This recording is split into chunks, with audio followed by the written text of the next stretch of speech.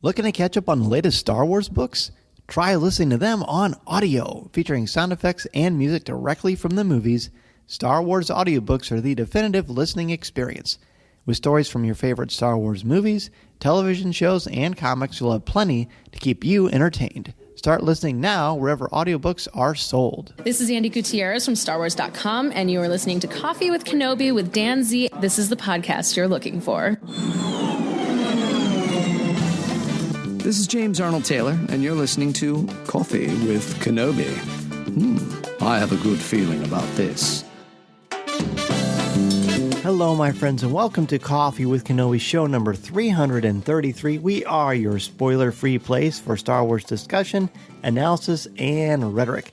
I am your host, Dan Z, drinking One Nation coffee out of my Boba's Beans coffee mug from Celebration Chicago, sending out positive vibes to all of you, and thank you so much for spending time with me here on Coffee with Kenobi each and every week, as well as on Facebook Live Monday nights at 8 o'clock p.m. Central on Facebook.com/Coffee with Kenobi. On today's show, the awesome Ed Dolista from the IndieCast joins me to talk about the top 5 things we love about the Rise of Skywalker. So pull up a chair, grab your favorite coffee mug, and let's have some coffee with Kenobi. So who talks first? You talk first? I talk first. Joining us today for a cup of coffee is the host and creator of the IndieCast and one of my favorite people, Mr. Ed Dolista. Ed, welcome back to Coffee with Kenobi. Thank you so much for having me, Dan. I love what you've done again with the studio. It's absolutely amazing. You've had a few upgrades, but the coffee is hot and delicious as always. Well, good. I am so very glad. And longtime listeners of Coffee with Kenobi know that the very first time I was ever on a podcast, it was on the IndieCast. Ed invited me on, and we just talked. And my title was first I was the official, unofficial fan club president. And then I just became the official fan club president. And I will never forget how excited I was. And when you Skyped and contacted me, and you popped up and you said, "Hello, Dan," and I just thought, this is the greatest feeling in the world. I got to do this more regularly. You see, you created a monster, is what I'm saying. A monster? I don't think so. I think I created a beautiful flower, and look how you've blossomed, which is fantastic. So I'm so excited and happy for your success. Well, thank you, my friend. You've always been so kind. And Corey and I talked about this too. You were one of the people that helped kind of walk us through the process and get everything started. And I will always be grateful. It's great to have you on. Of course, the IndieCast, which we'll talk about later, still one of the best podcasts out there. But we're going to talk some Star Wars tonight. Yes. I look, my other love is Star Wars. Star Wars, Indiana Jones, and Christopher Reeve as Superman. But I love Star Wars, and that's really where it began for me. My love of, I suppose, popular culture and absolutely movies and music and special effects and fantastic creatures and everything. As everyone who I think first saw, Star Wars for the first time back then, or whenever they saw it for the first time, I think it was a life-changing event for me. You know what? I have never thought about Star Wars as sort of the birth of popular culture for me, and it absolutely is. I mean, the marketing, the merchandising, the event, the experience, the conversations, the friendships that grew out of it, that certainly brought popular culture into my world as well. Good call. Oh yeah, for me at that age, I probably. Look, before then I had, we were talking a bit off mic earlier about $6 Million Man. Like that was a big thing for me. Yeah. I used to like the toys and things like that. I suppose that was the closest in some way, a TV show and merchandise and things like that, but nowhere near the, galaxy sprouting adventures of Star Wars. So. Absolutely. Well, the last installment, The Rise of Skywalker, has come and gone. Now it's starting to drop. You can get it digitally. It's going to be out on Blu-ray very, very soon. So we're going to talk about, as we did with all the Star Wars films, we're going to talk about the top 5 things we love about The Rise of Skywalker. There are a lot of things we can talk about, a lot of things we can discuss. These can be places, these can be people, these can be themes, memories, moments, action sequences, musical cues. It doesn't really matter. Wherever the Force takes you, of course, Ed. So before we get to our top 5, kind of overall, what are your thoughts on the film? Look, I really enjoyed it. I thought it felt to me like Star Wars. I I enjoyed all elements of it. I saw it multiple times at the cinema. I had a few little, queries, I suppose, some niggles, but overall, I know there was a lot of, online people who didn't really enjoy it, but I was not one of them. I thought, this is great fun. It's Star Wars, and That's right. I had a blast. It brought a lot of great moments and memories and some key aspects to the saga mythologically. So why don't we just kick it off? Go ahead and give me your number 5 of top 5 things you love. Okay, I this is sort of in reverse because I really liked the climactic battle. I felt that it reminded me a little bit of Return of the Jedi. Where you had those multiple stories all coming to a head. I thought the visual effects for that was fantastic. The visceral experience of the battle, the visuals with Palpatine, even the Orbaks. I wasn't Space horses, I sort of dug them. I didn't mind them at all. I thought that whole climactic battle was just a feast for the eyes and the ears. And I remember the first time I saw it, I was grinning ear to ear. And so you're you're saying just basically the space battle itself, but not necessarily, well, you love the ending, not necessarily the part with the lightsabers and Palpatine, right?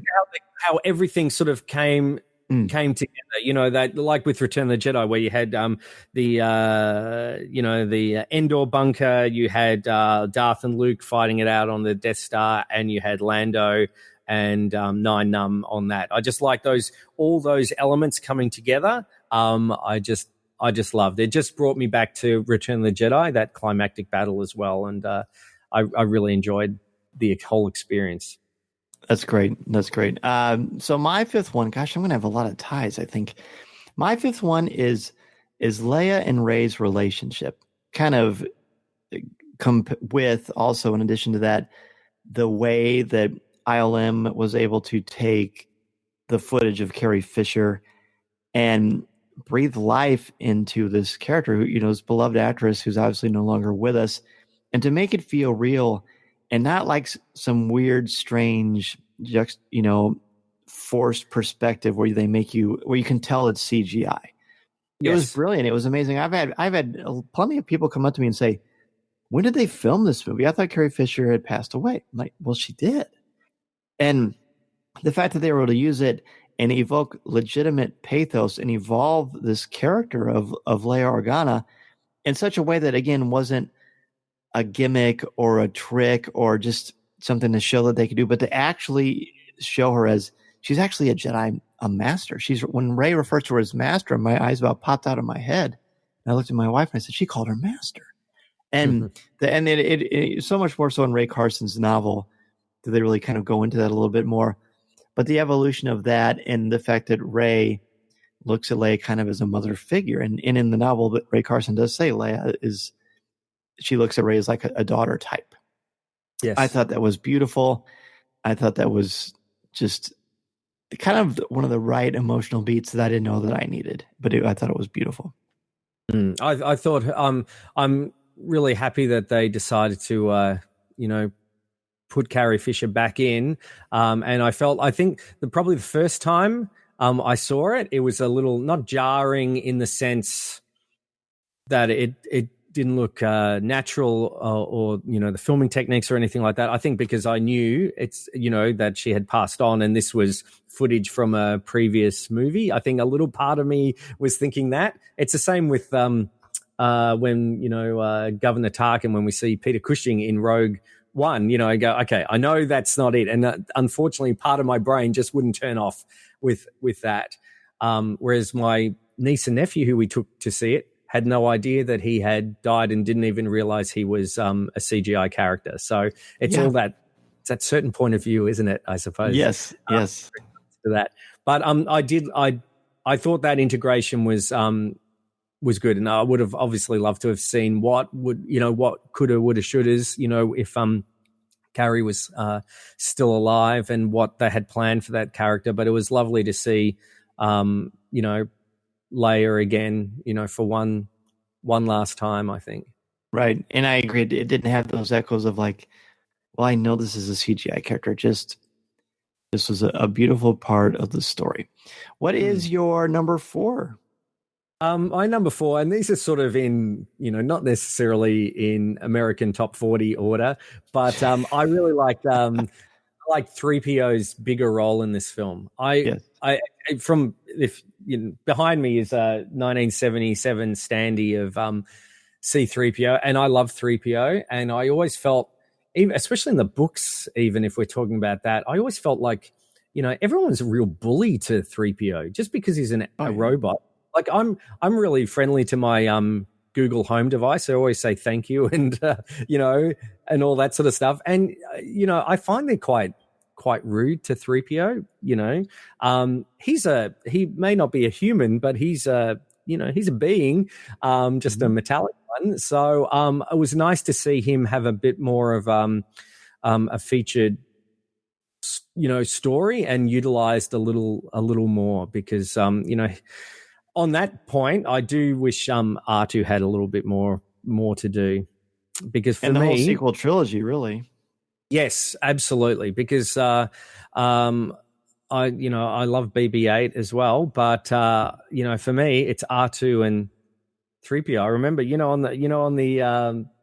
on the good old Marvel comics, they used to have, who was it they'd have up there in the top corner? It was R2 and 3PO. They were the constant really throughout all the movies.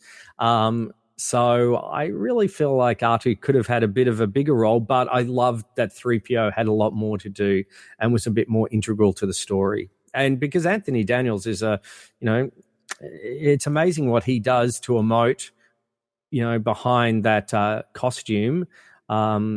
He was fantastic. Have you read his autobiography? I haven't yet, no. It's on my list. He addresses those things that you just talked about, and it's just almost feeling like the 3PO was bullied, and how you felt great moments of isolation while filming some of these sequences. And I think it does carry over to his performance. I think you'd really like it. Oh, good. I'll do that. So I've still got. I'm just churning through. Not churning. That's the wrong word. I'm going through. I've got Jim Henson's biography, which I've almost finished, and then I've got George Lucas's ready. Same author. Yep. Yeah, that's right. And then that will be my next one. So I think I'll have a bit of extra time on my hands in the next You couple may have some time for reading. I might. Oh, that's a great one, and one I think that sometimes is overlooked. And even in the trailer, you could tell that 3PO is going to have a much more powerful role, and he certainly did. Yes. So my next one is it's sort of another tie too, which I've been around Jeff McGee too much to get all these ties on these top 5 lists, I guess. But it's the opening crawl. I'll never forget The Dead Speaks, or The Dead Speak.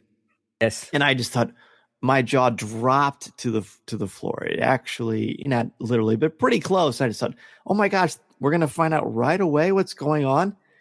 Palpatine's actually back. What's going on here? I thought that was just spellbinding, and just knowing it was the last crawl, but I didn't feel sad or nostalgic. I just felt happy that I got to be a part of this from the beginning, and to just see that and know that I got to be a part just by being a fan, being a part of this franchise and enjoying it. And I love the fact that the first time I saw Star Wars was at a drive-in movie theater in New Orleans, Louisiana in 1978. And then the last Skywalker film I saw at Mann's Chinese Theater at the premiere where it first aired for the first time, the original. I thought that was what a perfect sort of bookend to this thing, and being able to sit next to my bride and to experience that with her just from the opening crawl on. And that was the only time when I've been in a movie theater where I was like chanting and screaming and like I was watching a sporting event. Just what? Yellow lightsaber, what? This, just having so much fun with it, which I think ultimately that's why we like Star Wars and we like popular culture, because it's fun, it's engaging, yes. and I was hooked from the opening sentence in that crawl. Yep, I think that the Dead Speak, it's such a pulpy opening sentence. that's exactly what Star Wars is. I think, many a time people go, oh, it's, was this or that, and go, think back to when you were like 7 or 8, which is what all these films are designed for. And if you can unleash your kidult or your inner child, you will love it's again with like King of the Crystal Skull. People, put on all that, all that adult baggage and whatever, and just let that go in, enjoy for 2.5 hours, be a kid again. And that's probably like one of my, that's probably linked throughout all this is what I liked about that film is it made me feel like a kid again for that 2 hours. I felt like I was watching, Star Wars. So yeah. Absolutely. So what is your next one? Yeah, I guess I should say, there's really not an order for either of our lists of like what's our favorite and what's our least favorite or whatever. It's just kind of like top 5 things that just sort of jump out at us.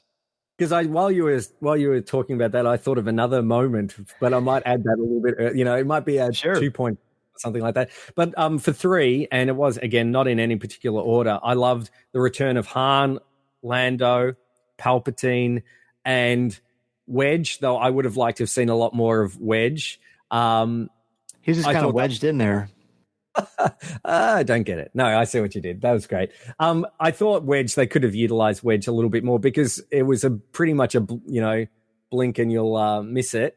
I had no idea about Han coming back for that cameo. No, zero.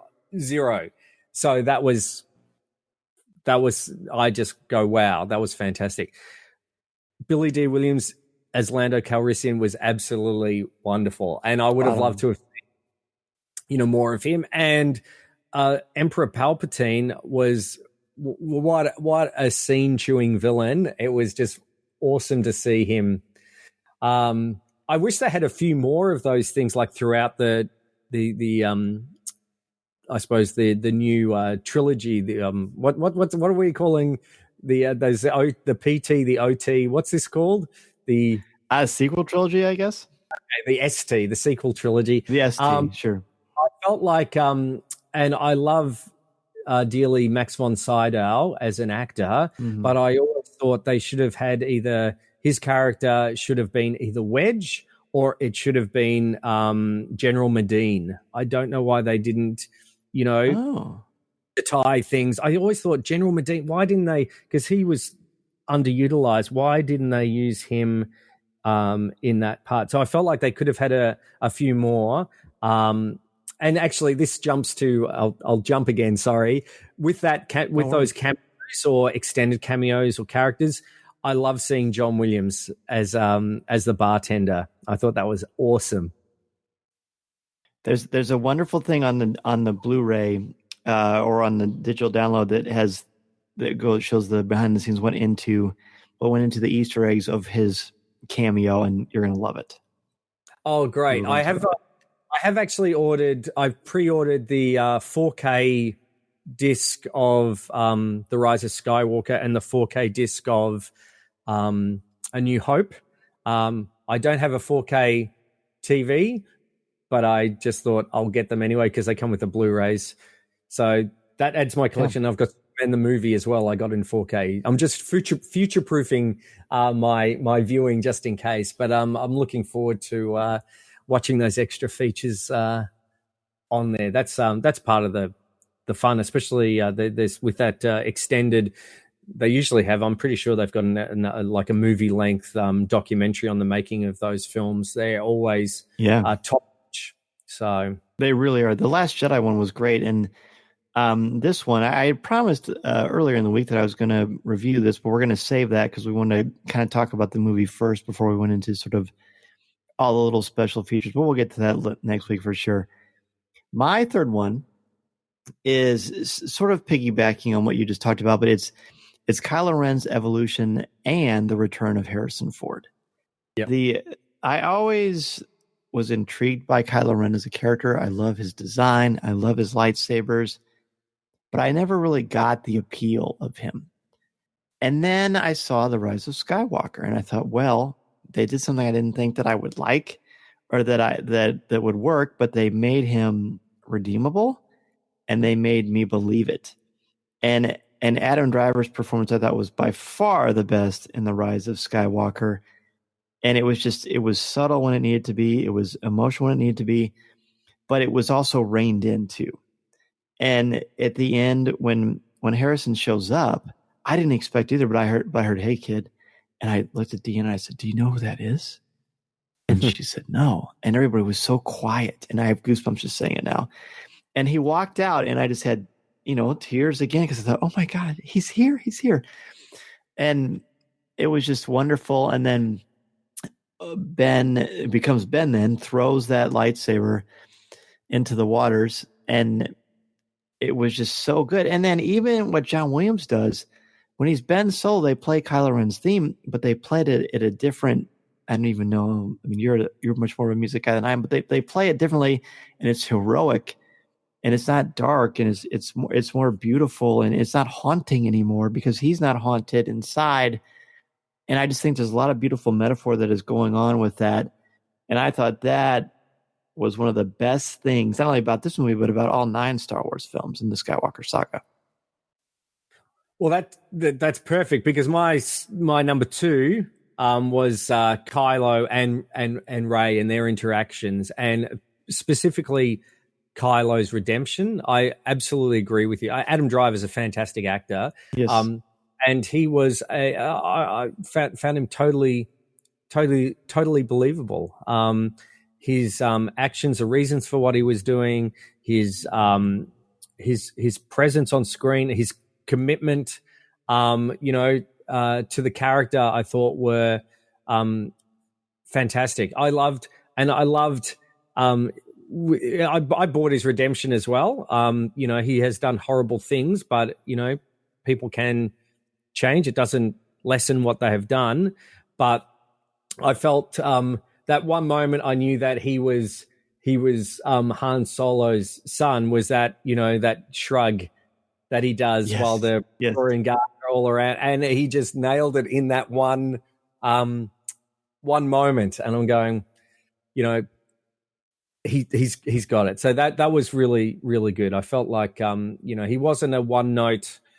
Captain Phasma was again a lost opportunity sort of thing, whereas I do felt like they put some care and thought into Kylo's journey. Yeah. Oh, I agree. It was very, very probably and very Shakespearean, which of course is something that you and I obviously love, considering what we do for our day jobs. Yes, absolutely. For sure. Well, I'll tell you what, let's go ahead and take a break. When we come back, we'll finish out our list, and undoubtedly we'll have some honorable mentions. This is Coffee with Kenobi. This is Vanessa Marshall, and you're listening to Coffee with Kenobi.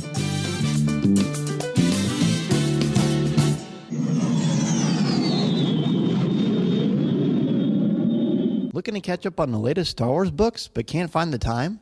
Try listening to them on audio. Featuring sound effects, top-notch narrators, and music directly from the movies, Star Wars audiobooks are the definitive listening experience.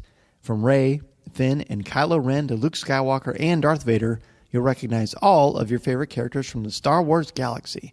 Listen to the newest books in the Star Wars universe, like The Rise of Skywalker Expanded Edition by Ray Carson, featuring new content you didn't see in theaters. Looking for something your kids can listen to? Try Star Wars The Rise of Skywalker, a junior novel by Michael Koji. With Star Wars audiobooks, you'll have plenty of Star Wars listening to keep you entertained.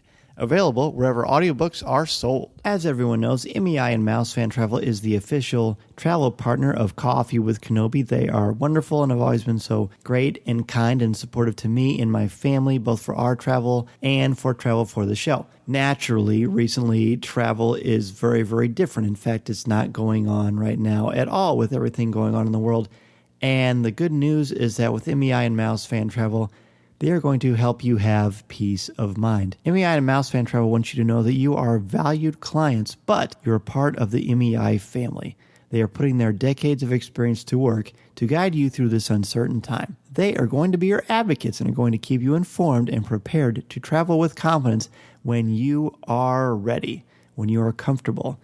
And they are suggesting that you postpone but don't cancel. They're still open for business. They will help you dream of your next trip. It doesn't have to be in 2020. It can be 2021 and beyond. This is why I love and trust MEI and Mouse Fan Travel, because they will take care of it and me. And they will you too. They're going to be looking up things and helping me and all of you to have peace of mind so that when you're ready, when things have settled down, MEI and Mouse Fan Travel will be the place for you to go. If you have any questions, be sure to reach out to MEI and Mouse Fan Travel, of course, or go to www.coffeewithkenobi.com/mousefan-travel. We are back, and I believe, Ed, if I'm not mistaken, as we're going through our top 5 things we love about the Rise of Skywalker, or just top 5, or just 5 things we love about the Rise of Skywalker. Are we on my number 2? Is that right? And I think we're at my number 1. You're 2 and 1. Okay, very good. So my number 2 is the music. Obviously it's John Williams, right? Yes. Oh, this must be maybe this is your number 1. That's my number 1. Great minds think alike, right? I liked. There were certain key pieces in The Force Awakens and The Last Jedi that I think are great, especially the track in The Last Jedi where the spark, where Luke faces the First Order. I think that might be the best moment in any movie ever, at least for me personally. So there's great ones, but overall the soundtracks, I like them, but it's not like I go back to the well. I think this is the finest soundtrack in the sequel trilogy, the ST, as they say. And it's just, it's beautiful. It hits all of the right, well, I guess literally it does hit all the right notes, doesn't it? But just the way that they go through kind of the catalog of John Williams' Star Wars oeuvre, and it's just, it's beautiful. It stays with you. It's a lovely fitting tribute and an excellent exclamation point. And I legitimately think that ILM should have won an Oscar for what they did with Carrie Fisher. In addition to everything else, they're making us believe that Star Wars is real, and I don't think that should be overlooked, but I think that it is sometimes. And John Williams' score for this film, I think it's brilliant. I totally concur with you. That's why it was my number 1.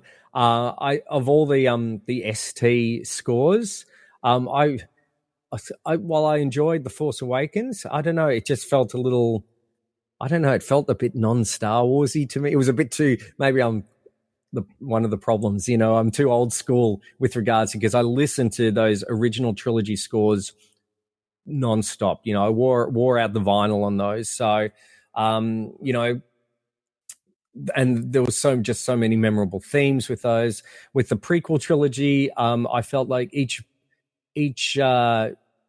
prequel score had, the standouts. Duel of the Fates was fantastic. We had Across the Stars. That was from Revenge of the Sith, wasn't it? Was that from Revenge of the Sith? Across the Stars is Attack of the Clones. Okay, and what was the one from Revenge of the Sith? The Duel of the Heroes, Battle of the Heroes. Yes. Yes. Yeah. So, they had those standouts, whereas I felt like, apart from, Rey's theme and a few others in the sequel trilogy, while they were enjoyable scores for me, they just, I don't know, didn't have the weight. They don't stand out. No. That, by no means are they poorly done or, no. They just, for me, they weren't. But the Rise of Skywalker score was one that have listened to multiple, times, and I'm sure I'm going to listen to it again. And maybe it is because they do bring in those familiar themes to me, but they just hit the right buttons for me. And I thought, that was fantastic. Just I suppose the amalgamation of the music with the on-screen action and, hitting those heartstrings, they just worked for me. So that was my number 1. That's an excellent choice. My number 1 is Rey's presence. I struggled a little bit with Rey at parts in this because I was wondering where her inner conflict came from, because I feel like she resolved quite a bit in The Last Jedi, but I stayed with it. And they made it work. They pieced it together. But at the end, the fact that she goes back to Tatooine and retains that youthful innocence, sliding down that little dune, similar to what she did on Jakku, taking the lightsabers and burying them in Tatooine. And then the moment when they say, "Who are you?" and she says, "Rey Skywalker." When that happened, I just felt joy, and I felt sort of like, I don't know if I want to say relief, but I felt satisfied because I felt like it did what The Last Jedi did so beautifully. It showed that you're not your family is obviously the most important thing, but it doesn't define who you are. We're not all blessed to come from beautiful nuclear families. It just doesn't happen. It's not the way of the world. I didn't come from a nuclear family, but ultimately your family is who you're close to, who you would do anything for, who would do anything for you. And it helps sort of define your own destiny in that way as well. So you have power and you also have relationship. And she shows that I'm going to continue this legacy. I'm not going to say I'm Rey Palpatine. I don't think that's going to work so well. I think that would be an absolute nightmare. And she wants to get away from that. And then she turns on a yellow lightsaber. And I don't know about you, Ed, but I thought instantly of Luke Skywalker's Kenner lightsaber. Yeah, and me how too. his was yellow. And then I had just been to Galaxy's Edge and I bought, on a whim, a yellow Kyber crystal. And I thought, oh my gosh, it's just so perfect. How fortuitous that happened. And then I'll just throw in there also the fact that we got to see, I'll save the next one for my honorable mention. So yeah, I'll just stick with that one for my number one. Great choice. Yeah, thank you. Now, do you have, how many honorable mentions do you have just from us talking about this here on the show? Well, I've probably got, a lot, but one honorable mention I will say is the after the opening crawl, the opening sequence is a cracker of an opening sequence with the jumps to, light, the micro jumps to light speed. That whole sequence was fantastic. The banter between all those, the giant slug snail guy. I don't know I can't remember what but everything was just like, whoa, wow. I love that. I did always laugh though, that when they're trying to get to that place, why didn't they just go from the other side? If they're coming from here, I'm doing this on, it's like the trench run, I suppose. Why don't they just go straight down? But anyway, that's an aside. I did really like that. And that just threw us in the action. And, I suppose all those action sequences in the Rise of Skywalker were, I thought, fantastic. There was a bit of Indiana Jones in them. I felt during that. I did think I thought, what JJ would be a good choice to direct an Indiana Jones movie. I felt, he's got that happy medium between the new wave of directors and the classic Spielberg touch. So I really enjoyed that opening sequence. No, that's a great call as well. It felt very Star Wars-y, and then Kylo Ren, kind of taking it from the reverse perspective, where you see the bad guys taking over right away. As far as I can remember, that's never happened in a Star Wars movie. So I thought that was interesting as well. My main honorable mention is Leia's legacy with the Force. I've always thought, Leia, Princess of Alderaan, Claudia Gray's book was a great one that kind of showed one of the first examples of her canonically of noticing the Force but not knowing what it was. And then The Last Jedi, there's the gorgeous moment where looks like she's going to die, and then she uses the Force. I always kind of equivocated it to sort of like Dr. David Bruce Banner, trying to tap into that adrenaline so he can turn into the Hulk. And that was sort of what I thought, well, this is just a survival instinct. But then we start to see, no, actually she's been training for a while. And she worked with her brother. And then we see, I'm such a huge fan of lightsaber hilts. And so to see Leia have a lightsaber and see that hilt, I was absolutely thrilled by that. And again, Ray Carson's novel talks a lot about her training with Luke and her thought process, and gives more context about why she stopped training to be a Jedi, even though she still maintained, being a part of the Force, the living Force, and building that relationship with the Force. And it's really good. I didn't think that Leia needed more. I feel like her arc was pretty well tied together, but this added some richness and depth to it that I didn't expect. And I never wanted her to be a Jedi or to have a lightsaber. If it was going to be, again, I keep saying this, but if it was going to be like a gimmick or to sell some action figures or some great little Nerf lightsabers, which I would have bought. But it was because it worked for this character, and it just gave Leia the lovely ending. And not to mention the fact that how she passes on in the Force, but she waits until Ben does too. I thought that was lovely. Yeah. No, I agree. Yeah, it was just good to see, especially after all the, I suppose all those they're not the legends, aren't they? The books, that we've read about Leia's exploits after Return of the Jedi and what have you. I think it was great to see her, imagining what she had done as a Jedi and how she was able to pass it on to Rey. I thought was really great.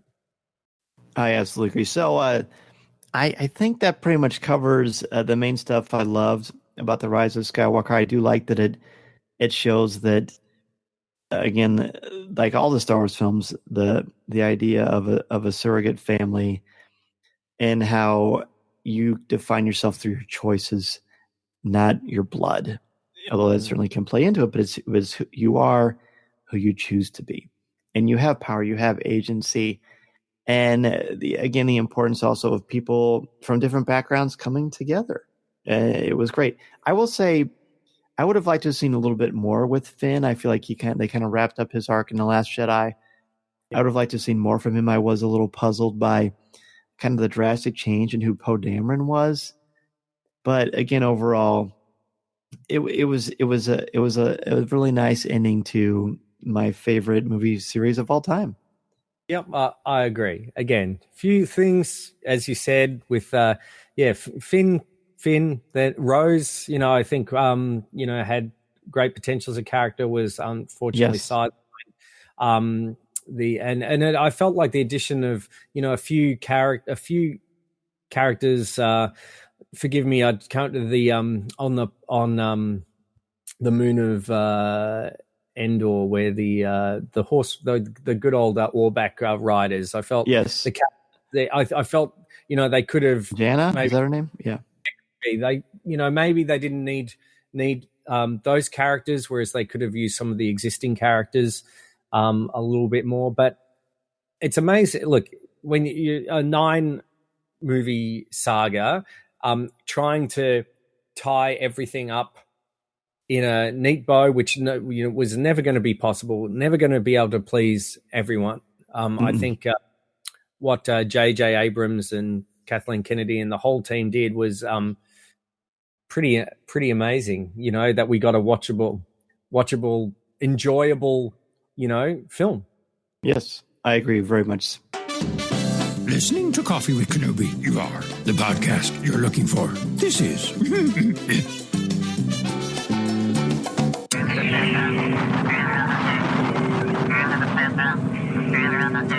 That's going to do it for this week's show. Thank you for taking time out of your busy schedule to have a cup of coffee with me and for helping to spread the word about our Star Wars family we've got here at Coffee with Kenobi. To join us in the CWK Cafe, which is our Facebook group, and share your Star Wars thoughts, comments, reviews, and opinions in a family-friendly, spoiler-free place that is also drama-free, go to www.coffeewithkenobi.com/community and be part of the conversation. Talk about this week's show, or just talk some Star Wars. It is a lot of fun, and you'll make some new friends, as well as catch up with longtime friends there as well.